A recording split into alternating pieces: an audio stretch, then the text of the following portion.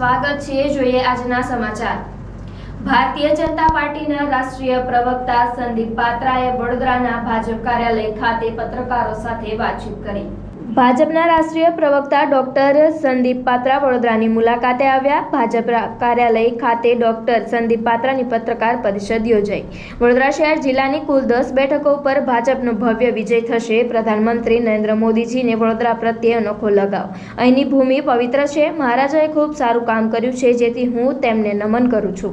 આ ચૂંટણીમાં જૂના રેકોર્ડ તોડી ભાજપ પ્રચંડ જીત મેળવશે।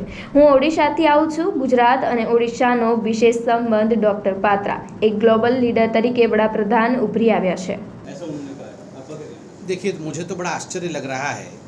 अगर अभी भी अरविंद केजरीवाल जी एक रेपिस्ट को फिजियोथेरेपिस्ट कहने में लगे हुए हैं जैसा आप बता रहे हैं, तो इससे शर्मनाक बयान कोई नहीं हो सकता। मैं खुद डॉक्टर हूँ, यहाँ अध्यक्ष जी भी डॉक्टर बैठे हुए हैं। ये हमारे कम्युनिटी के लिए बहुत ख़राब बात है कि जिस व्यक्ति के ऊपर पॉक्सो एक्ट के अंतर्गत अपनी ही बेटी के ऊपर दुष्कर्म करने का इल्ज़ाम हो, कम से कम उसको हमारे प्रोफेशन से मत जोड़िए। ये हम लोग डॉक्टर बैठे हैं, कम से कम ऐसा तो ना करें। देखिए, जब मैं प्रेस कॉन्फ्रेंस में आ रहा था उसी समय मैं न्यूज़ चैनल में देखा कि सूरत में जो अवैध 75 लाख पकड़े गए हैं उसके पीछे कांग्रेस का हाथ है और कोई अशोक गहलोत जी का व्यक्ति उसमें सम्मिलित है। मैं पूरी उसकी जानकारी लूँगा, मगर वैसे ये अतिशयोक्ति नहीं है। जहाँ भी भ्रष्टाचार है वहाँ कांग्रेस का होना ये तो बिल्कुल वैसे ही है कि जहाँ बादल होगा वहाँ पानी होगा। लेकिन महंगाई जिस तरह से बढ़ रही, पेट्रोल के दाम बढ़ रहे हैं, गैस के बोतल के दाम बढ़ रहे हैं, खाद्य तेलों के दाम बढ़ रहे हैं। जो 70 से 80 रुपये जो लीटर पेट्रोल मिल रहा था, खाद्य ऑयल मिल रहा था, वो आज 150 के पार खाद्य तेल पहुंच गया और पेट्रोल 95-96 तक पहुंच गया। तो ये महंगाई कम करने के लिए गवर्नमेंट क्या करेगी? देखिए, कोरोना पैंडेमिक के पश्चात जो वैश्विक परिस्थिति बनी वो बहुत ही चिंताजनक रही है, मगर फिर भी आज हम बहुत ही खुशी के साथ कह सकते हैं कि IMF और world bank, international monetary fund और वर्ल्ड बैंक ने जो हाल फिलहाल में एक स्टेटमेंट जारी किया है कि पूरे विश्व में रिसेशन होने वाला है। पूरा विश्व और उसकी अर्थ स्थिति जो है वो उसकी गति कम होने वाली है। केवल भारतवर्ष ही एक ब्राइट स्पॉट रहेगा and India will never go into recession. Bharat कभी रिसेशन में नहीं जाएगा क्योंकि उसकी जो मूल बुनियाद है अर्थनीति की वो स्ट्रांग है। इन सभी को ध्यान में रखते हुए आज जो अर्थनीति भारत में चल रहा है वो वैश्विक महामारी से लड़ने की क्षमता भारतीयों को देता है। आत्मनिर्भर भारत का पैकेज हो या फिर हर गरीब के घर में राशन कैसे पहुँचे, मुफ्त राशन कैसे पहुँचे, इसकी चिंता करनी हो। हर व्यक्ति को किस प्रकार से 3 डोज वैक्सीन के मिले, वो भी मुफ्त मिले, इसकी चिंता बड़ा प्रधान जी ने लगातार अनवरत परिश्रम करके किया है। लीडर के रूप में नरेंद्र मोदी उभर के आए हैं और गुजरात का एक सपूत ने जिस प्रकार से भारत के इस छवि को परिवर्तित किया है, मैं मोदी जी को तो धन्यवाद ही करूंगा, मगर मोदी जी के साथ साथ में गुजरात ने मोदी जी को CM और PM बनाया, इसलिए गुजरात को भी धन्यवाद करूंगा। आप सोच के देखिए, आज गुजरात में 11 लाख लोगों को पक्का मकान नरेंद्र मोदी जी ने आवास योजना के माध्यम से दिया है।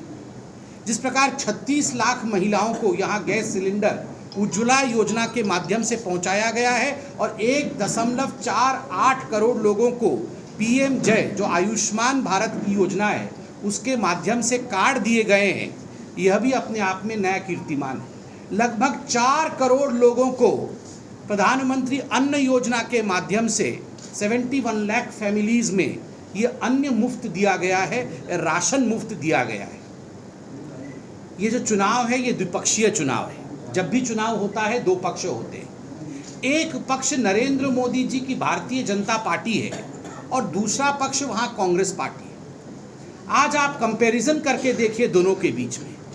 आज जब ये प्रेस कॉन्फ्रेंस हो रहा है, हम टीवी में बड़े प्रधान जी को देख रहे थे, नरेंद्र मोदी जी के रैली में उनको सुन रहे थे, उनकी संबोधना को देख रहे थे। 3 बजे उनकी दूसरी रैली भी होने वाली है। आप देखिए किस प्रकार अनवरत परिश्रम करके आज प्रधानमंत्री नरेंद्र मोदी गुजरात के इस चुनावी समर में उतरे हुए हैं। वहीं मुझे मालूम पड़ा कि राहुल गांधी केवल 3 बार आए, 2 या 3 बार गुजरात आए। ये फर्क, PM का मतलब केवल प्रधानमंत्री नहीं होता है। PM का मतलब होता है पसीना और मेहनत। पसीना और मेहनत के माध्यम से ही व्यक्ति लोकतांत्रिक प्रक्रिया से आगे बढ़ता है और देश में सेवा के माध्यम से विकास की गाथा को स्थापित करता है और विकास को आगे बढ़ाता है। कि गुजरात की इस भूमि ने जिस प्रकार से आशीर्वाद दिया है नरेंद्र भाई मोदी जी को कि हमने आपको सीएम बनाया, हमने आपको पीएम बनाया, अब विकास की एक नई नैरेटिव को स्थापित करिए और पसीना और मेहनत के माध्यम से प्रधानमंत्री नरेंद्र मोदी आज भी, हम सब यहाँ कार्यकर्ता बैठे हुए हैं, आज भी एक साधारण कार्यकर्ता के रूप में काम कर रहे हैं। जैसे एक बूथ का कार्यकर्ता सुबह से रात तक काम करता है, हमारे बड़ा प्रधान भी, हमारा प्रधानमंत्री भी उतना ही पसीना और उतने ही मेहनत के साथ बूथ बूथ पर किस प्रकार से 100% मतदान हो, किस प्रकार से डेमोक्रेसी वाइब्रेंट हो, किस प्रकार विकास का नैरेटिव आगे बढ़े, उसके लिए प्रधानमंत्री, आप सोच के देखिए, प्रधानमंत्री चाहे तो उनको कोई नहीं रोक सकता, वो आराम से आराम करें, मगर फिर भी पसीना और मेहनत यही पीएम। और वहाँ राहुल गांधी जी को देखिए, केवल 3 बार गुजरात के प्रति ये उदासीनता, कांग्रेस के बड़े नेता इस चुनाव से नदारत हैं, ये उदासीनता है। ना सोनिया जी कैंपेन कर रही, न प्रियंका जी कैंपेन कर रही है, न राहुल जी कैंपेन कर रहे हैं। कौन कैंपेन कर रहा है ये विषय भारतीय जनता पार्टी का नहीं है, किंतु लोकतांत्रिक प्रक्रिया में कैंपेन भी, जो चुनाव का प्रचार होता है, वह भी लोकतंत्र में एक डेमोक्रेटिक तरीके को आगे बढ़ाता है।